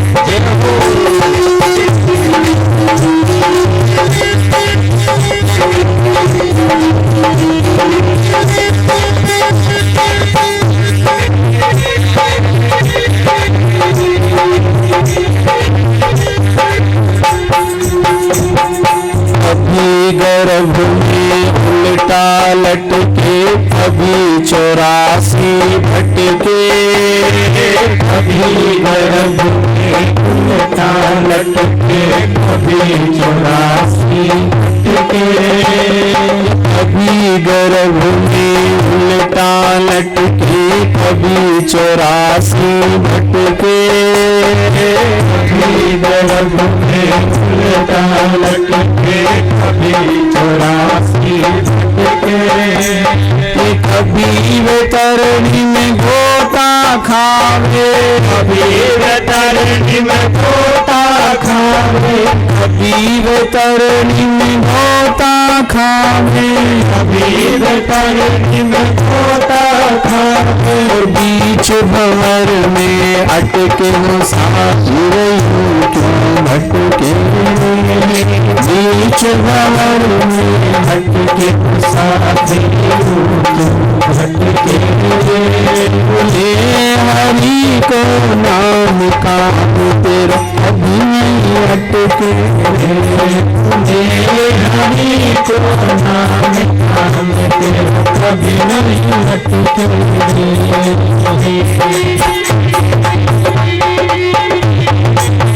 हरि बोल।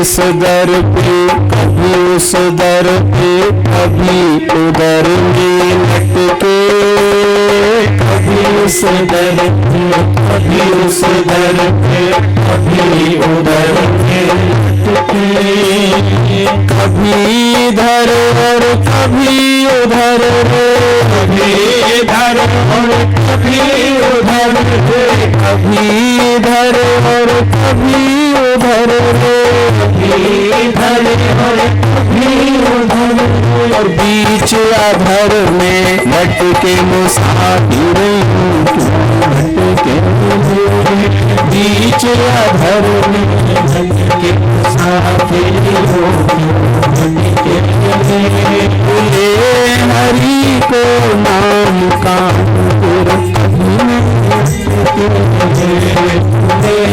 हरि को नाम कभी नहीं।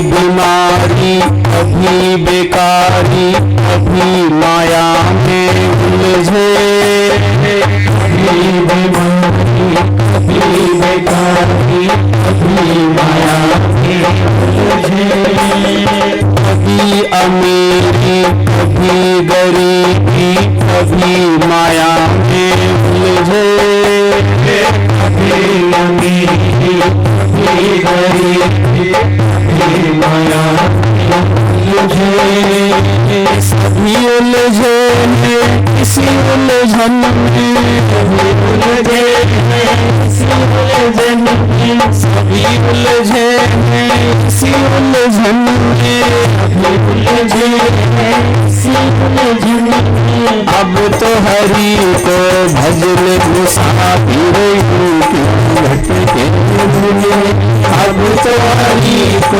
भज ले मुसाफिर हूँ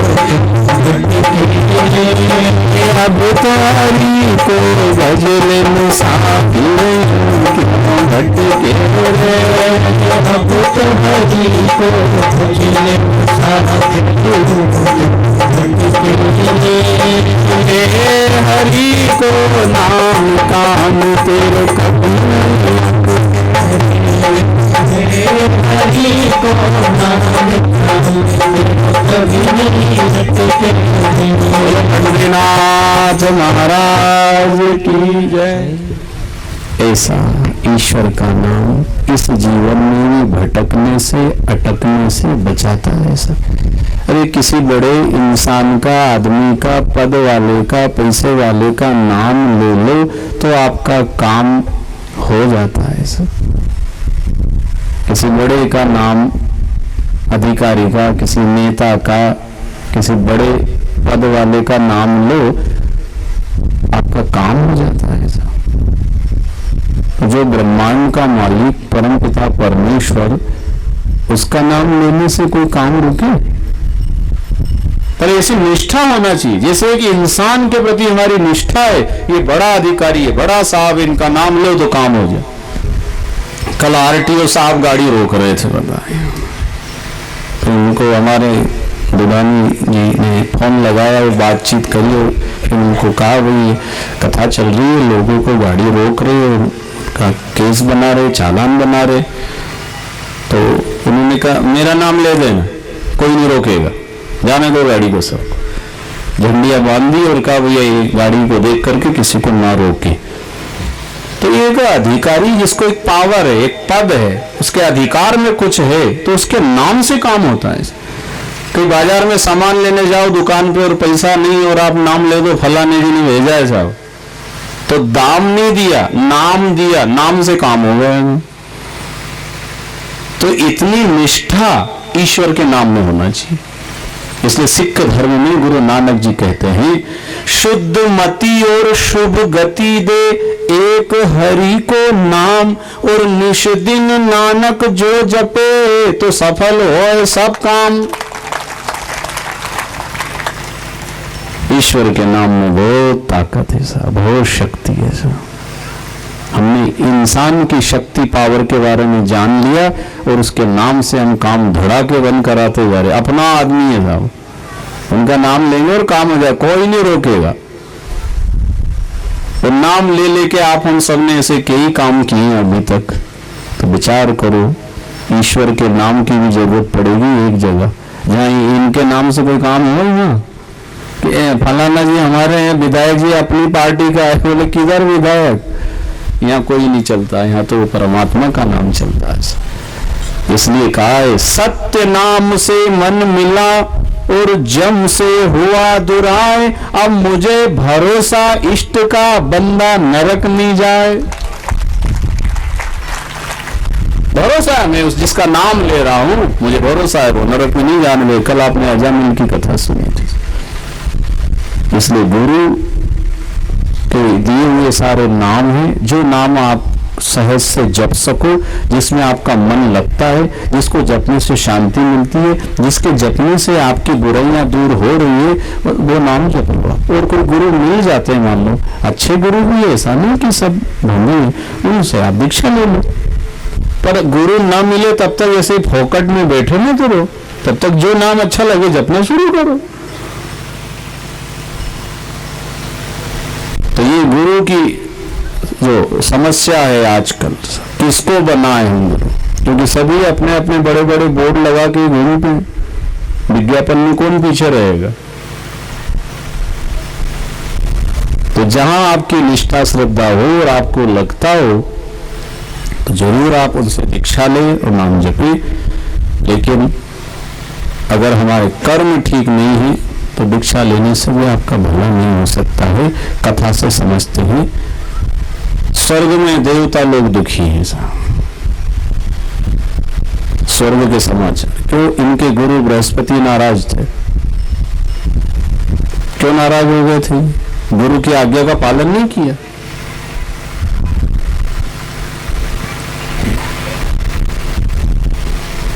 गुरु की आज्ञा आदेश उनके कहे अनुसार अगर हम जीवन जी रहे हैं तो चाहे आप गुरु से मिलो न मिलो, उन्हें दक्षिणा दो न दो, उनके पांव लगो न लगो, गुरु की कृपा आपके ऊपर बरसती रहेगी। भले हम ना मिले उनसे, आपने उनकी बात मान ली, आपको इसलिए कहा ज्ञान ही गुरु है, शरीर गुरु नहीं है।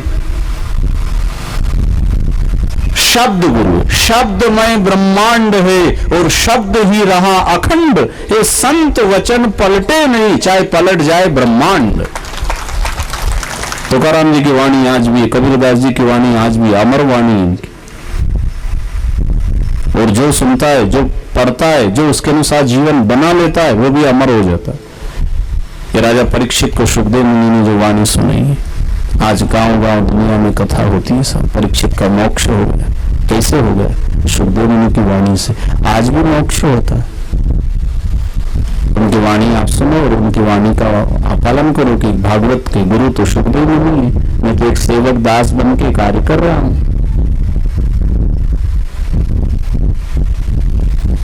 आज्ञा का अगर पालन नहीं किया तो गुरु कृपा रुक जाएगी, ब्रेक लग जाएगा। एक भी हमसे अगर भूल हुई है, एक भी अपराध हुआ है तो बात ठीक नहीं। चाहे आपने कितने अच्छे भी कर्म किए हों, अगर एक भी भूल होती है साहब तो दंड मिलता है। अभी युधिष्ठिर जी की कथा आपने सुनी है। इसलिए सावधान, अच्छा बोलूं, अच्छी जगह बैठूं, अच्छे कर्म करूं, लोगों को अच्छी प्रेरणा दूं। जो गलत कर रहे हैं, आपका भाई है, मित्र है, पड़ोसी है, गांव का है, किसी को धोखा दे रहा है, उसको समझाओ। मान जाए तो अच्छा, ना माने उसकी मर्जी। देवता लोग दुखी, गुरु की आज्ञा को उल्लंघन। ये ब्रह्मा जी के पास गए, ब्रह्मा जी ने कहा भगवान की शरण चलो।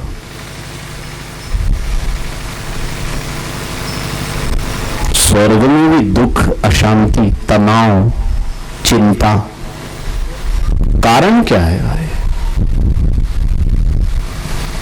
जब भी हमारे जीवन में अधर्म, अन्याय, झूठ, धोखा आ जाएगा तो हमें अशांति होनी है। देवताओं ने क्या गलती करी थी? इनसे क्या भूल हो गई? इनने कौन सा अन्याय कर दिया? स्वर्ग में गुरु का अनादर, गुरु को देख करके भी उनका सम्मान नहीं किया। दूसरा, एक बार दुर्वासा ऋषि भगवान वैकुंठनाथ के दर्शन करके जब लौट रहे थे तो प्रभु ने अपने गले की माला निकालकर दुर्वासा ऋषि के गले में डाल दी। ये प्रसन्न होकर के आशीर्वाद के रूप में, कभी कभी कोई बड़े संत महात्मा भी अपने गले की माला निकाल के पहना देते हैं उनको। तो दुर्वासा ऋषि प्रसन्न हो गए, माला पहन के जब निकले, रास्ते में क्या देखते हैं? ऐरावत हाथी पे बैठे हुए देवराज इंद्र पधार रहे हैं। इनको बड़ी प्रसन्नता हुई कि ये माला हम साधु संत फकीरों को क्या जरूरत माला से, ये राजा इसको पहना दो, ये भगवान की दी हुई माला, इनको आशीर्वाद मिल जाए। तो दुर्वासा ऋषि ने खुशी से माला देवराज इंद्र के गले में पहना दी। देवराज इंद्र बड़े प्रसन्न हुए और कहने लगे, दुर्वासा ऋषि, ये माला साधारण नहीं है, भगवान श्री नारायण जी के गले की पहनी हुई माला अपने हाथों से उन्होंने मुझे पहनाई थी, और वो माला मैंने धारण करके फिर आपको मैंने पहनाई है। तुम बड़े भाग्यशाली हो। देवराज इंद्र के मन में भाव आया कि ये उतरी हुई माला इन्होंने मुझे पहना दी। अरे मैं देवताओं का राजा हूं, मैं ताजी ताजी मालाएं पहनता हूं। भगवान जी ने अलग पहन ली, उसके बाद इनने और अलग पहन ली और फिर मेरे को पहना दी। ये ऐसी उतरी भुतरी माला मैं नहीं पहनता। पर वो दुर्वासा जी के स्वभाव के बारे में जानते कि ये बहुत खतरनाक है, डेंजर, इसलिए सामने तो कुछ नहीं बोला। माला को जब देख लिया कि दुर्वासा ऋषि जा रहे हैं, माला निकाल के हाथी के मस्तक पर डाल दिया। हाथी ने वो माला सूंड से लेके और नीचे पांव में डाल के मसल दिया। उधर से दुर्वासा ऋषि का देखना हुआ कि देखो तो देवराज इंद्र कैसे लग रहे हैं माला पहन करके। जब जैसे देखना हुआ और हाथी का वो माला मसलना हुआ, दुर्वासा जी को क्रोध आ गया, जा सूर्यास्त के पहले श्रीहीन हो जाएगा। तो श्राप दे दिया, ये गलती करी, ये अपराध किया, ये भूल हुई उनसे।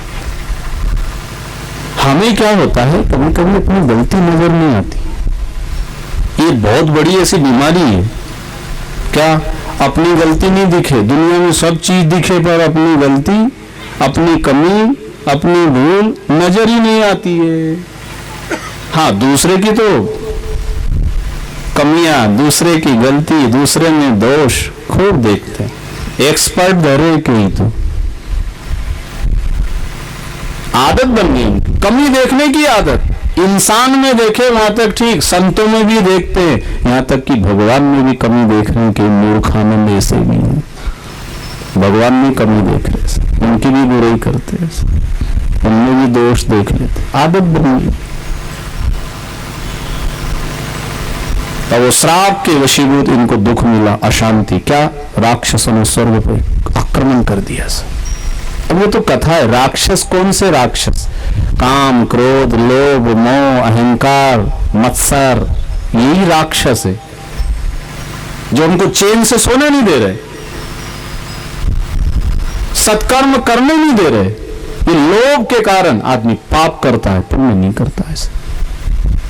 कितना बड़ा राक्षस है। बाहर कोई दुश्मन हो तो हम बंदूक से, तलवार से, लाठी से खत्म कर दें उसको, लेकिन जो दुश्मन हमारे भीतर ही बैठा है, किससे मारो उसको? दूषित मन ही दुश्मन।